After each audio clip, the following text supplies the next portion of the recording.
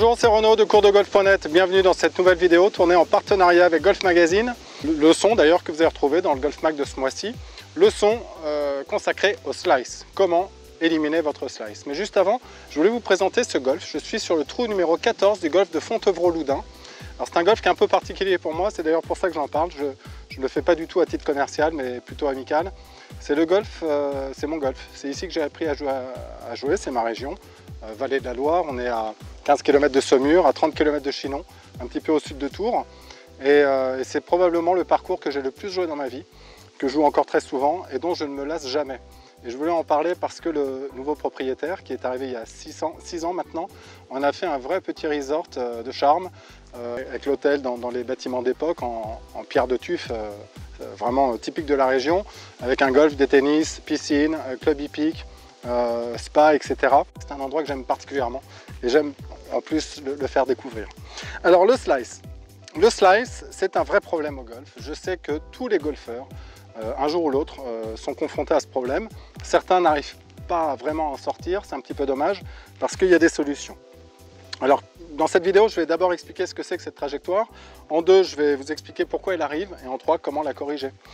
Alors, le slice, c'est quoi? Alors, je vais parler pour les droitiers. Si vous êtes gaucher, il suffit de remplacer gauche par droite, et ça marche exactement pareil. Un slice, vous le savez déjà, c'est une trajectoire qui tourne violemment sur la droite, suffisamment violemment pour qu'on la perde et qu'on ne prenne pas le plaisir tout au long, qu'on subisse réellement sa trajectoire.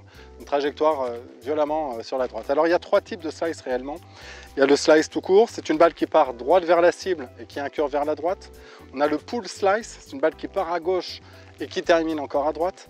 Et on a carrément le push slice, c'est une balle qui part à droite et qui termine encore plus à droite. Celle-ci, on n'a généralement aucune chance de la retrouver. Alors, pourquoi est-ce que le slice arrive? Il y a deux éléments mécaniques vraiment qui sont à l'origine de cette trajectoire. C'est en un la phase de club. Alors ma phase de club est censée à peu près regarder la cible à l'impact. Je dis à peu près parce que ça dépend de l'effet qu'on veut mettre à quelques degrés près. Mais une phase de club qui arriverait complètement ouverte, évidemment, va créer un slice. Et le deuxième élément mécanique, c'est le chemin de club. Le chemin de club, il est de trois natures. Soit il est de l'intérieur vers l'extérieur, soit il est plutôt neutre, et là on a plutôt tendance à dire de l'intérieur vers l'intérieur, ou alors à l'inverse, et ça c'est le problème des slicers, c'est qu'il est de l'extérieur vers l'intérieur. J'aimerais simplement que vous compreniez ça simplement. Imaginez que j'ai une raquette de ping-pong dans la main, que j'ai une balle qui arrive vers moi. Si je veux lui faire un slice, il va falloir que je la coupe comme ceci. Et là on imagine bien que la balle va incurver sur la droite. A contrario, si je veux lui faire du draw, la balle arrive, je vais brosser de l'intérieur vers l'extérieur. C'est-à-dire que je vais lancer ma main vers la droite et la balle va tourner à gauche. C'est pour ça aussi que le slice est assez contre-intuitif. Parce que bien souvent, les gens qui terminent à droite ont tendance à s'aligner de plus en plus à gauche pour éviter de partir trop à droite. Mais en réalité, plus je m'aligne à gauche, plus mon chemin est de l'extérieur vers l'intérieur et plus je nourris mon slice. C'est-à-dire que je deviens un slicer chronique parce que j'ai corrigé mon défaut par un autre défaut qui l'alimente, tout simplement. Alors comment corriger le slice? D'une manière générale, et je le dis quasiment à toutes mes vidéos, il faut que vous repreniez vos bases fondamentales. Alors il y en a 4 statiques, c'est grip, alignement, stance, posture. Le slicer, souvent un problème surtout celui dont le slice est causé par une phase de club qui est trop à droite, a souvent un problème de grip. Donc vérifiez vos grips, j'ai fait des vidéos là-dessus.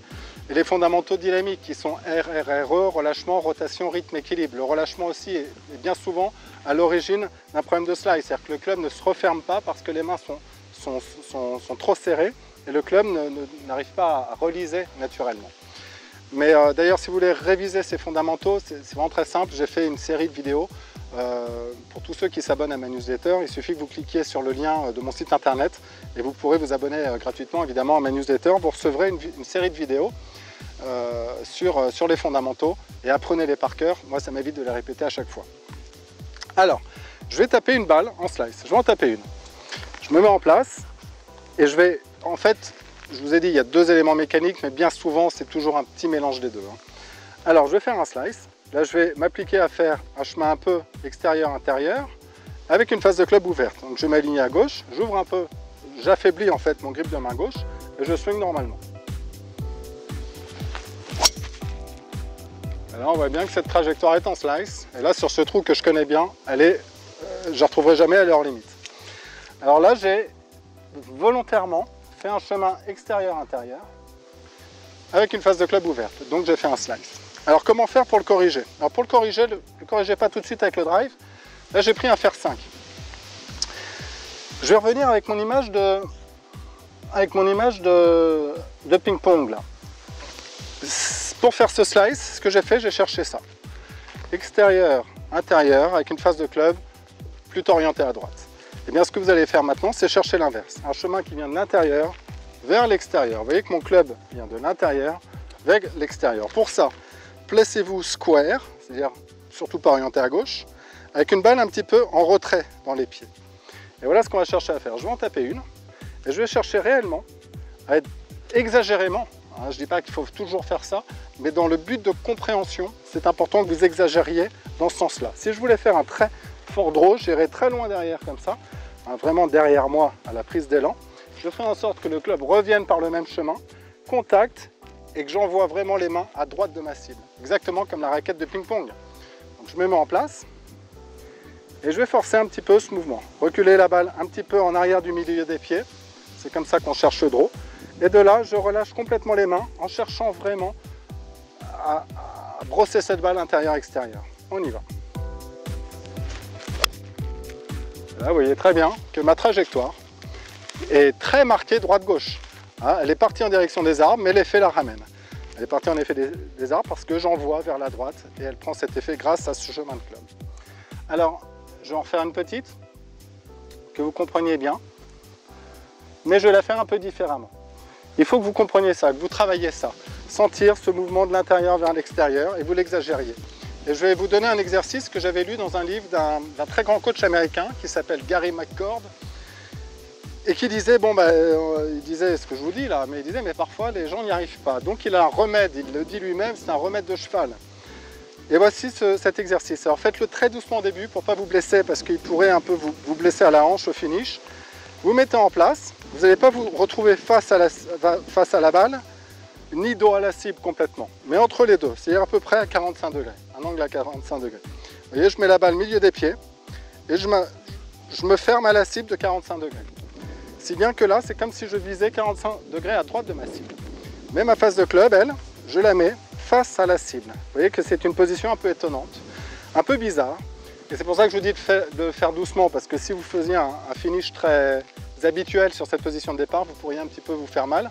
Donc commencez-le vraiment très doucement, comme je vais le faire, ici. Et là, vous allez swinger simplement dans le sens de vos pieds. De toute façon, vous n'avez pas trop le choix, ça va être un peu compliqué de faire autrement. Et vous allez le faire avec beaucoup de souplesse, beaucoup de relâchement, et surtout sans chercher un finish complet.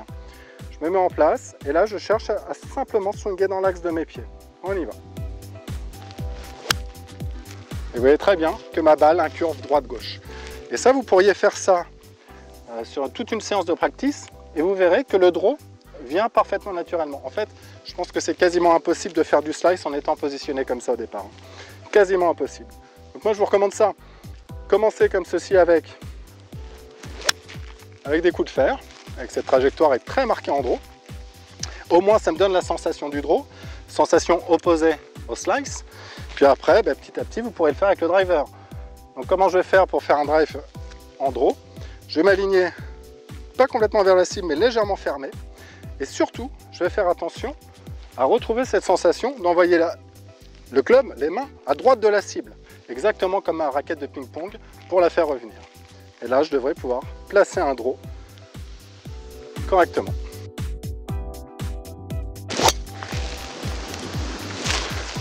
Donc là, j'ai vraiment fait un draw très marqué. Alors là, pas beaucoup décollé parce que j'ai justement insisté en fermant les mains. Mais au moins, c'est un draw. Je suis complètement à l'opposé du slice. Et ça, vous devriez y arriver assez facilement, juste en suivant mes quelques conseils. Donc, je vous conseille d'aller au practice. Si vous avez vraiment ce problème de slice, abonnez-vous à ma newsletter, révisez vos fondamentaux. Je ne peux pas vous dire mieux, ça m'évite de les répéter. Et puis, d'aller au practice et essayer de travailler dans cette logique. Regardez une deuxième fois cette vidéo pour bien comprendre cette idée d'intérieur-extérieur. Et vous commencerez à pouvoir manier la balle dans le sens où vous voulez. Je vous remercie en tout cas de votre attention et je vous dis à très bientôt dans une prochaine vidéo.